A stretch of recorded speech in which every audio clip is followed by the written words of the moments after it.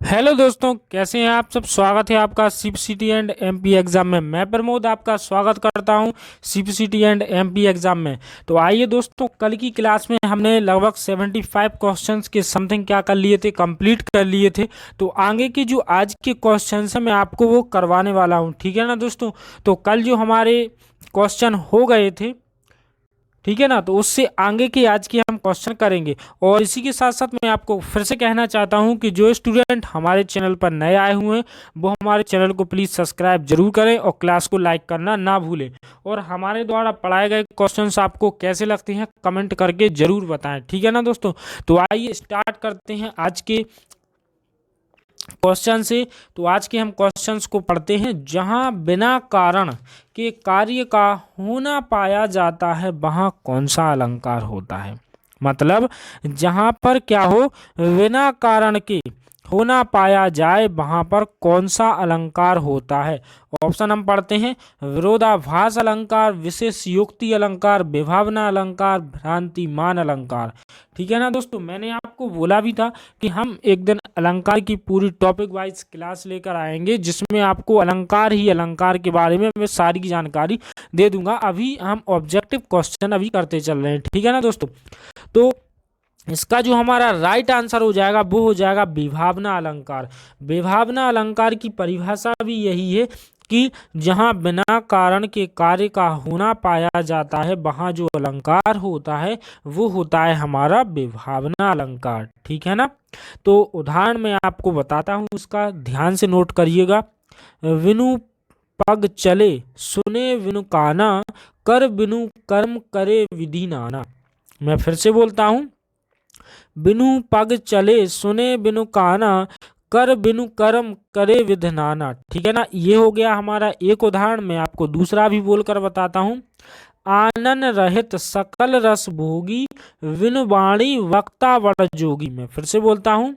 आनन रहित सकल रस भोगी, विनु वाणी वक्ता वड़ जोगी। ये हमारे विभावना अलंकार के दो उदाहरण थे। और जहां बिना कारण के कार्य का होना पाया जाता है वहां पर जो अलंकार होता है वो होता है हमारा विभावना अलंकार। आइए आगे चलते हैं, नेक्स्ट क्वेश्चन को देखते हैं, ठीक है। भारत के सम भारत है, इसमें क्या कहा गया है। भारत के सम भारत है, यहाँ पर कौन सा अलंकार होगा। रूपक अलंकार, अन्वय अलंकार, उपमा अलंकार, यमक अलंकार। देखिए रूपक अलंकार क्या होता है कि जहाँ उपमान और उपमेय अभेद होते हैं। ध्यान से नोट करिएगा, जहाँ उपमान और उपमेय अभेद होते हैं वहाँ रूपक अलंकार होता है। अब मैं आपको बताता हूँ अन्वय अलंकार के बारे में, ठीक है ना। तो इस क्वेश्चन का आंसर भी क्या है, अन्वय अलंकार है। और इसके बारे में मैं आपको सबसे पहले बता देता हूँ, जानकारी देता हूँ, फिर किस प्रकार से है ये भी आपको पता चल जाएगा, ठीक है ना।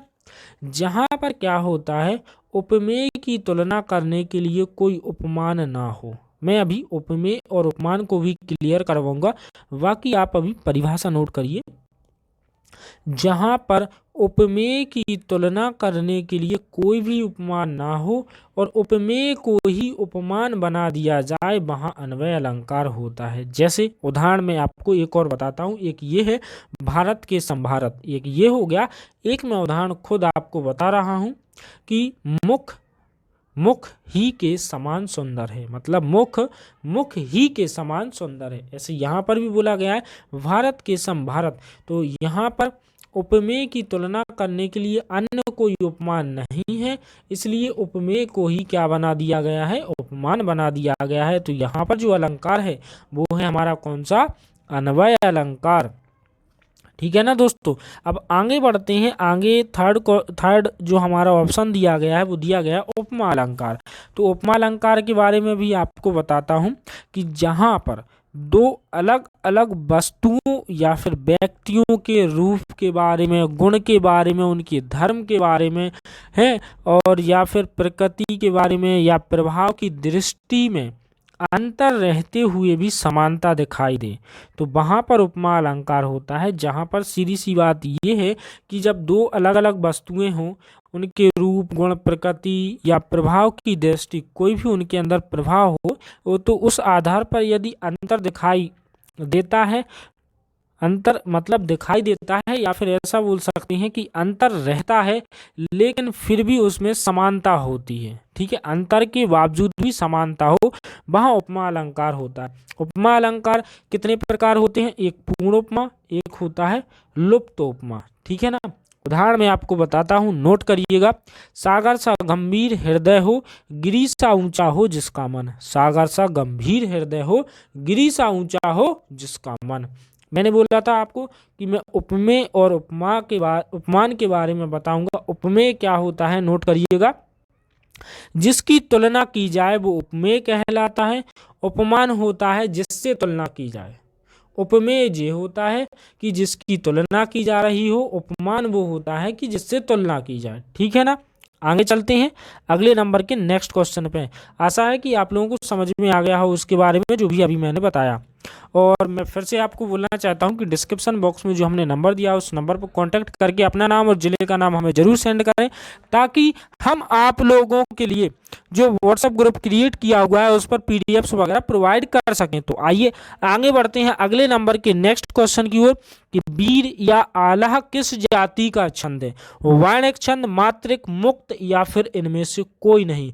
तो वीर या आल्हा जो किस जाति का छंद है इसमें ये बताना है। तो ये हमारा मात्रिक छंद है। ठीक है ना। मात्रिक छंद क्या होता है हम आपको बताते हैं। मात्रा की गणना के आधार पर की गई पदों की रचना मात्रिक छंद कहलाती है। फिर से सुनिएगा ध्यान से। मात्रा की गणना के आधार पर की गई पद की रचना क्या कहलाती है? मात्रिक छंद कहलाती है।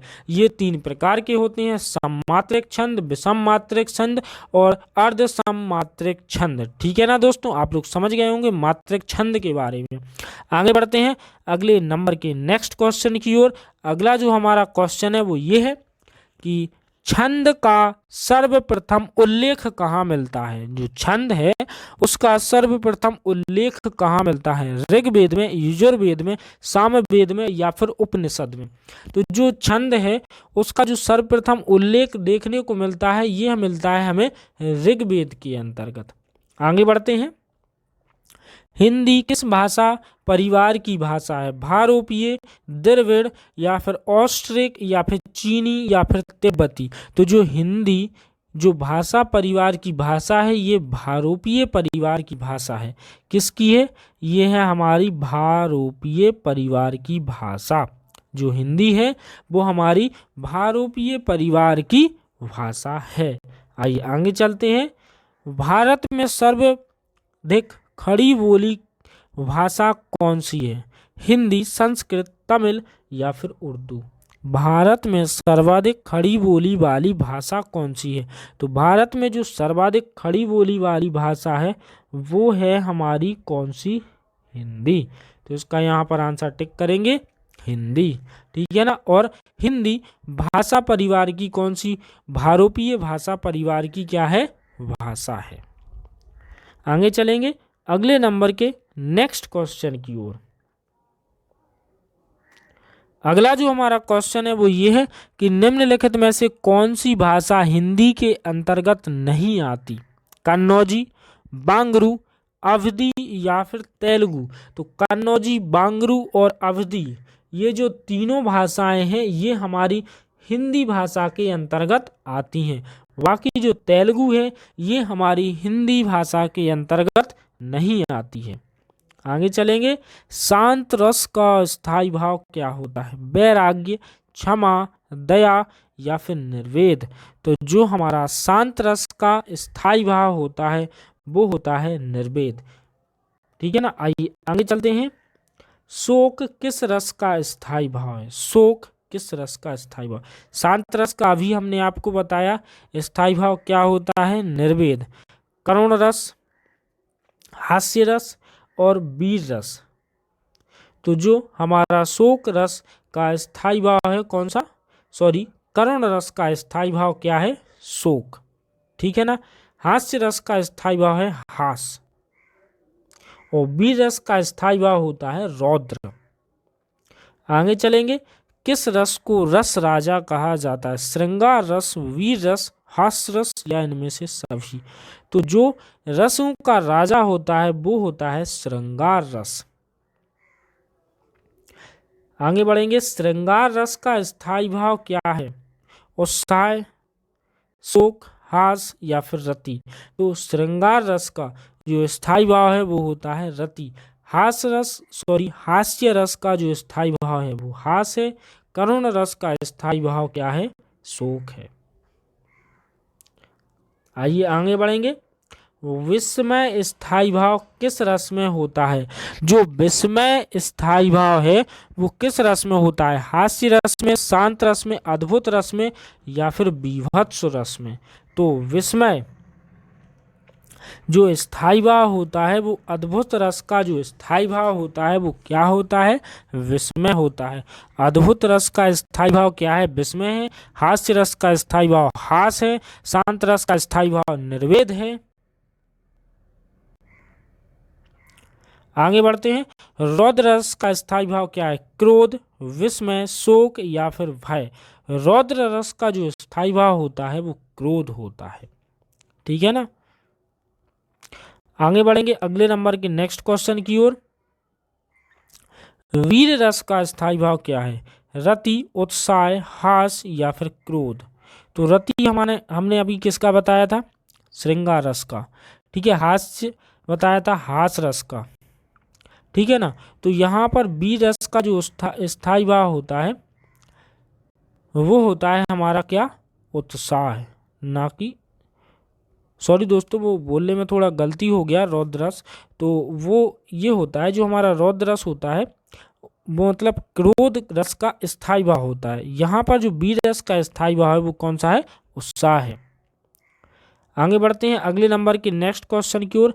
अनुभावों के कितने भेद होते हैं? 2, 3, 4 या फिर 6। अनुभावों के जो भेद होते हैं वो होते हैं हमारे 4। इसी के साथ साथ दोस्तों आज की क्लास को हम यहीं पर करते हैं समाप्त। मिलेंगे कल हम अपने इसी समय इसी टाइम रात 8 बजे। तो आज के लिए इतना ही। जय हिंद, जय भारत।